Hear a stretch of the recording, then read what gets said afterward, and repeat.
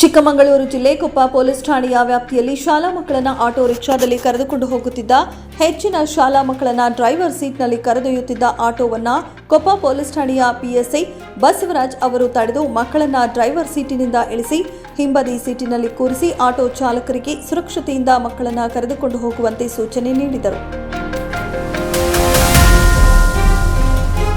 ಸಂಚಾರ ನಿಯಮದ ಬಗ್ಗೆ ಸೂಕ್ತ ತಿಳುವಳಿಕೆ ನೀಡಿದ ಪಿಎಸ್ಐ ಬಸವರಾಜ್ ಅವರು ಮುಂದೆ ಇದೇ ರೀತಿ ತಪ್ಪು ಮಾಡಿದ್ದಲ್ಲಿ ಕಾನೂನು ಕ್ರಮ ಕೈಗೊಳ್ಳುವುದಾಗಿ ಎಚ್ಚರಿಕೆ ನೀಡಿದರು. ಈ ಬಗ್ಗೆ ಪಿಎಸ್ಐ ಬಸವರಾಜ್ ಸರ್ ಅವರ ಕಾರ್ಯವನ್ನ ಮೆಚ್ಚಿ ಸಾರ್ವಜನಿಕರು, ಮಕ್ಕಳ ಪೋಷಕರು ಪ್ರಶಂಸೆಯನ್ನ ವ್ಯಕ್ತಪಡಿಸಿದ್ದಾರೆ.